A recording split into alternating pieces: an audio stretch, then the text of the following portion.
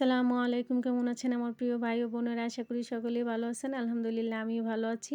আমার মেয়েকে যখন ১ম বার স্কুলে ভর্তি করেছিলাম, তখন আমার অনেক ভাই বোনেরাই জানতে চেয়েছিলেন যে আমার মেয়েকে মহাখালী কোথায় ভর্তি করেছি।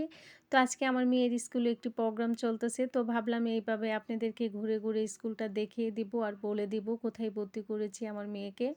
তো চলেন আমার মেয়ের স্কুলটা একটু ঘুরে, ঘুরে দেখে আসি। আপনাদেরকে দেখিয়ে দেই। দেখেন ভিতরে কিন্তু অনেক বড় একটি এরিয়া আর জায়গাটা বিশাল বড় একটি স্কুল। স্কুলটা কিন্তু আমার কাছে অনেক ভালো লেগেছে। স্কুলের যে পরিবেশটা সেটা অনেক ভালো লেগেছে। আর স্কুলটা বিশাল বড় একটি এরিয়ার ভিতরে ছিল। তো এখানে নাচের প্রোগ্রাম হচ্ছিল। আমরা যেহেতু গ্রামের বাড়িতে চলে গিয়েছিলাম তাই আমার মেয়ে কিন্তু নাচে অংশগ্রহণ করতে পারে নাই। কারণ সে তো কিন্তু নাচ প্র্যাকটিস করতে পারে নাই। সেজন্য আর সে অংশগ্রহণ করতে পারে নাই। তো আমরা যেদিন গ্রামের বাড়ি থেকে আসছি ঢাকা, তার পরের দিন এই অনুষ্ঠানটা ছিল।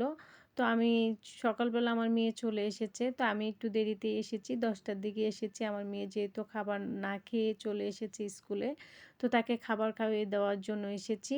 তো খাবার খাইয়ে দেওয়ার জন্য এসে যখন চলে যাব, তখন ভাবলাম যে আপনাদের সাথে একটু এটাও শেয়ার করে নেই।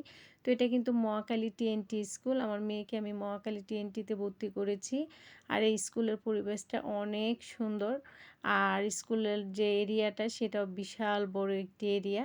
আসলে স্কুল লাইফটা অনেক মজা হয়। দেখতেই পারতেছেন কত মজা করতেছে বাচ্চারা, অবুঝ মনে কত সুন্দরভাবে তারা নাচতেছে। এই বয়সটা যখন পার হয়ে যায় আসলে ভিতরে একটি দায়িত্ব চলে আসে, তখন আসলে এরকমভাবে আনন্দ করা হয় না। আর আমার তো ওদের নাচ দেখে অনেক ভালো লাগতেছিল।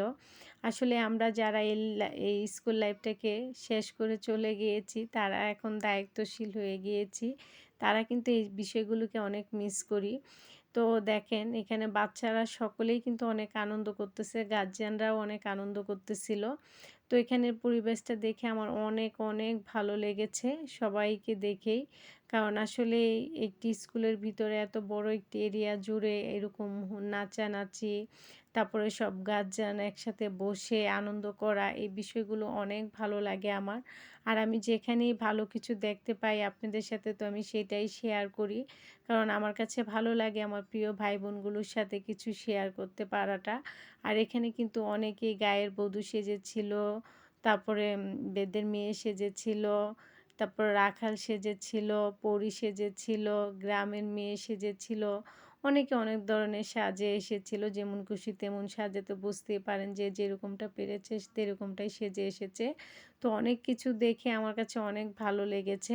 আর অনেক কিছুই আপনাদের সাথে আমি শেয়ার করতে পারি নাই, যেগুলো আমি আসার আগে হয়ে গিয়েছিল।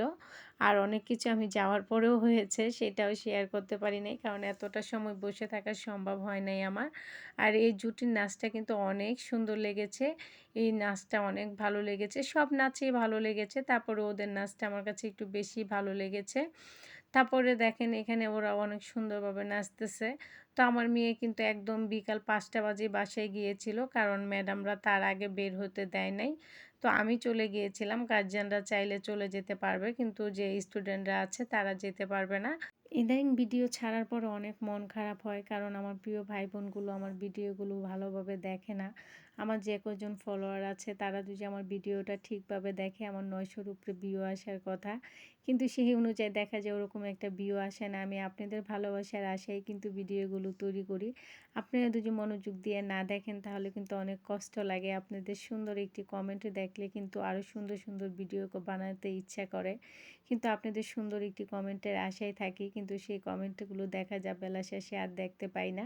সেজন্য মাঝে, মাঝে একটু মন খারাপ হয়। তারপরও আপনারা আমাকে যতটুকু ভালোবাসা দিয়েছেন আমি তাতেই অনেক হ্যাপি। কারণ পরিশ্রম করে গেলে একদিন সফলতার মুখ দেখতেই পাবো, সেটা আমি আশা করি। তো এ পর্যন্তই ছিল আমার এই ভিডিওটা। যদি আপনাদের ভালো লেগে থাকে অবশ্যই একটি লাইক করবেন, কমেন্ট করবেন, শেয়ার করবেন।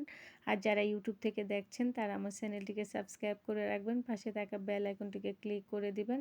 তো সকলেই ভালো থাকবেন, সুস্থ থাকবেন। আল্লাহ হাফেজ।